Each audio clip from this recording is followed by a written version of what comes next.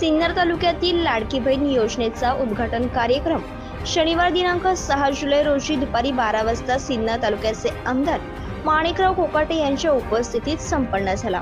राज्य शासनाने महिलांच्या उन्नतीसाठी सुरू केलेल्या मुख्यमंत्री माझी लाडकी बहीण योजनेतून सिन्नर तालुक्यातील एकही लाभार्थी वंचित राहू नये यासाठी तहसील कार्यालय, पंचायत समिती, नगरपालिका तसेच अंगणवाडी सेविका, मदतनीस, सेतू केंद्र, महिला बचत गटामार्फत व्यापक मोहीम राबवण्याच्या सूचना आमदार माणिकराव कोकाटे यांनी अधिकाऱ्यांना दिल्या। 31 ऑगस्ट पर्यंत योजनेची मुदत असून या कामात हलगर्जीपणा केल्यास अगर एकही पात्र लाभार्थी वंचित राहिल्यास कारवाई करण्याचा इशारा देखील त्यांनी यावेळी दिला। या संदर्भात अधिक माहिती आमदार माणिकराव कोकाटे यांनी दिली आहे, पाहूया। आज मुख्यमंत्री लाडकी बहीण योजना या महाराष्ट्र सरकारने घोषणा केलेल्या योजनेविषयी महत्त्वाची बैठक माननीय तहसीलदार, गटविकास अधिकारी, अंगणवाडी सेविका आणि CDPO, त्याचप्रमाणे बचत गटाचे काही महिला आणि सेतू कार्यालयातले काही सेतू चालक या सर्वांची बैठक आयोजित केली होती। यामध्ये सर्व्हर जरा स्लो चालत असल्यामुळे ऑनलाईन होण्यासाठी अडचणी निर्माण होतात। अशा प्रकारच्या अडचणी त्यांनी यासमोर मांडलेल्या आहेत आणि त्याचप्रमाणे प्रत्यक्ष काम करताना ज्या थोड्याफार अडचणी आहेत त्या सर्व अडचणीचा ओहापोह या ठिकाणी झालेला आहे। राज्य पातळीवर अजून जवळपास 8 दिवस अधिवेशन चालणार आहे। त्यामध्ये काही सुधारणा करून 8 दिवसाच्या आतमध्ये नव्याने त्या GR मध्ये ज्या गोष्टी ॲड केलेल्या नाहीत त्या गोष्टी ॲड करण्याच्या संदर्भामध्ये मी माननीय मुख्यमंत्री, उपमुख्यमंत्री आणि सचिव यांच्याबरोबर सोमवारी मंगळवारी चर्चा करणार आहे। परंतु तालुक्यामध्ये सर्व महिलांना या योजनेचा लाभ मिळावा, ज्यांचं उत्पन्न 2 लाखाच्या आत आहे अशा सर्व महिलांना या योजनेचा लाभ मिळावा अशी माझी सर्वसाधारणपणे धारणा आहे। माझ्याबरोबर माझे सर्व कार्यकर्ते या ठिकाणी त्या गावामध्ये त्या भागामध्ये या ठिकाणी कार्यरत असणार आहे। परंतु त्यांच्या जोडीला शासकीय यंत्रणा ही सुद्धा अतिशय सक्षमपणे आणि प्रभावीपणे या ठिकाणी कामाला लागेल या संदर्भातल्या सूचना मी या ठिकाणी अधिकाऱ्यांना आणि कर्मचाऱ्यांना दिलेल्या आहेत। मला असं वाटतं की या योजनेमध्ये बहुतांश लोकांचा फायदा निश्चितपणे होणार आहे। परंतु ज्या अडचणी यामध्ये येतात त्या टेक्निकल गोष्टी आहेत। उदाहरणार्थ फोटो या ठिकाणी ऑनलाईन फोटो जनरेट होत नाही तर मग ऑफलाईन फोटो घ्यायचा का, हा एक मुद्दा आहे।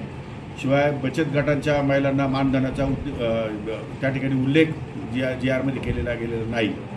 अशा अनेक 1, 2, 3, 4 असे इश्यूज आहे। पण त्या संदर्भातला मी प्रश्न लवकरात लवकर मार्गी लावतो। राज्य पातळीवर सर्वच विधानसभा मतदारसंघातले आमदार आणि मंत्री महोदय हे सर्व त्यासाठी प्रयत्नशील आहेत, कारण प्रत्येकजण आपल्या आपल्या मतदारसंघामध्ये जास्तीत जास्त महिलांना ही सोय कशी मिळेल, सुविधा कशी मिळेल या दृष्टिकोनातून प्रयत्न करतात आहे।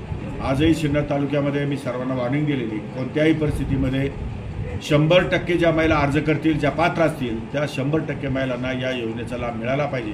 कोणत्याही कर्मचाऱ्याने, कोणत्याही एजन्सीने हलगर्जीपणा करता कामा नये अशा प्रकारच्या स्ट्रिक्ट सूचना या ठिकाणी दिलेल्या आहे।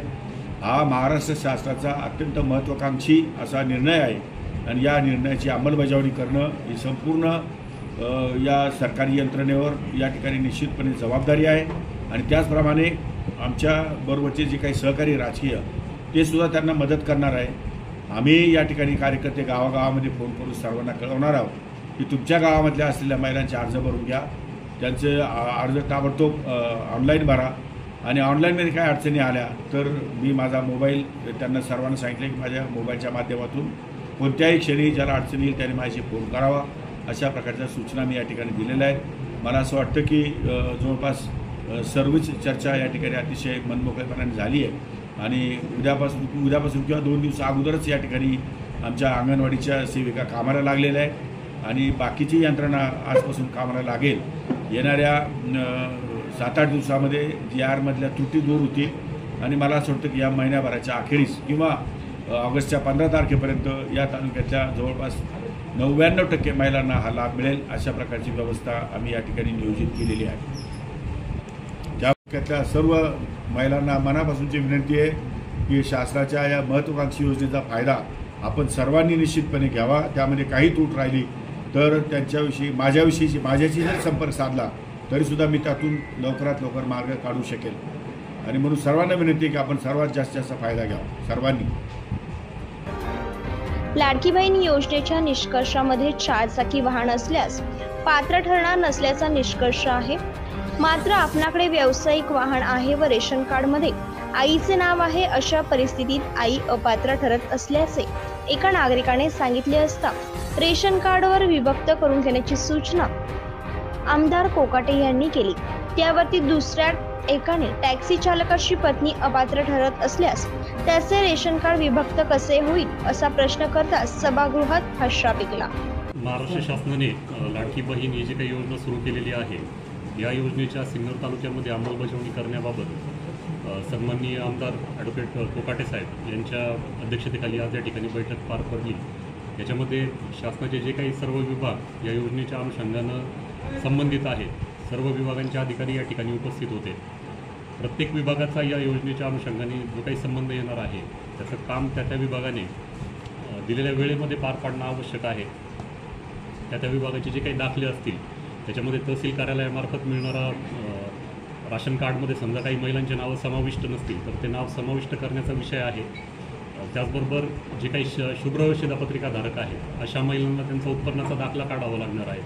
हे सर्व दाखले साधारणतः 1-2 दिवसामध्ये अर्ज केल्यानंतर या ठिकाणी आमच्यामार्फत त्यांना मिळतील अशी सर्व व्यवस्था आम्ही या ठिकाणी करू. त्याचबरोबर सिन्नर तालुक्यामध्ये जे काही सेतू सुविधा केंद्र आहे, महाई सेवा केंद्र आहे आणि ग्रामपंचायतीचे ऑपरेटर्स आहेत त्या ग्रामपंचायतीमध्ये, या सर्वांच्या माध्यमातून आपण या योजनेचे अर्ज भरून घेणार आहोत. अर्ज भरण्यासाठी कुठल्याही प्रकारचं शुल्क त्या ठिकाणी लाभार्थ्यांना द्यावं लागणार नाही. फक्त उत्पन्नाचा दाखला काढायचा असेल किंवा राशन कार्डमध्ये तुमचं नाव समाविष्ट करायचं असेल तर यासाठी जे काही शासकीय शुल्क आहे तेवढं शुल्क फक्त आपल्याला द्यावं लागेल. त्या व्यतिरिक्त कुठलंही अतिरिक्त शुल्क आपल्याकडून आकारलं जाणार नाही. जर एखाद्या ठिकाणी जास्तीचे पैसे घेतले जात असतील तर त्याबाबत तात्काळ आपण तहसील कार्यालयाशी आपण संपर्क साधायचा आहे. त्याबाबत निश्चित संबंधितावर कारवाई करण्यात येईल. त्याचबरोबर जे काही 31 ऑगस्टपर्यंतची मुदत याच्यामध्ये दिलेली आहे, तर काही महिला लाभार्थ्यांना याच्यामध्ये अशी भीती वाटत असेल की आम्ही समजा जर उशिरा याच्यामध्ये अर्ज भरला तर आम्हाला सुरुवातीचं जे काही याच्यामध्ये जो लाभ मिळणार आहे हा लाभ आम्हाला कदाचित मिळणार नाही, अशी भीती कुणीही आपल्या मनामध्ये बाळगू नका. 31 ऑगस्ट ही अर्ज करण्याची जरी मुदत असली तरी देखील ऑगस्ट महिन्यामध्ये जरी आपण अर्ज केला तरी देखील आपल्याला जुलै महिन्यापासूनचं मानधन याच्यामध्ये मिळणार आहे. तशी तरतूद शासन निर्णयामध्ये देखील केलेली आहे. त्याच्यामुळं आपल्याला अर्ज करायला उशीर झाला म्हणून आपला लाभ आपल्याला मिळणार नाही अशी भीती कुणीही आपल्या मनामध्ये ठेवू नका. सर्वांनी या ठिकाणी ज्या पद्धतीनं आमदार साहेबांनी सांगितलं की आपण वेगवेगळ्या ठिकाणी याच्यात कॅम्प लावणार आहोत, त्या कॅम्पमध्ये आपण आपले कागदपत्र घेऊन जायचं आहे आणि आपला जो काही अर्ज आहे त्या ठिकाणी आपण भरायचा आहे. त्याचबरोबर प्रत्येक लाभार्थी आज स्वतःच्या मोबाईलवर देखील या ठिकाणी अर्ज भरू शकणार आहे. तुम्हाला जर स्मार्टफोन तुमच्याकडं असेल, इंटरनेट कनेक्टिव्हिटी असेल तर आपण स्वतः याच्यामध्ये अर्ज भरू शकतात. त्यावेळी आपल्याला कुठल्याही केंद्रावर जाण्याची आवश्यकता त्या ठिकाणी भासणार नाही. तरी सर्व पात्र महिला लाभार्थ्यांनी याच्यामध्ये अर्ज करावेत आणि जास्तीत जास्त महिलांनी या योजनेचा लाभ घ्यावा असं आवाहन मी प्रशासनाच्या वतीने करतो.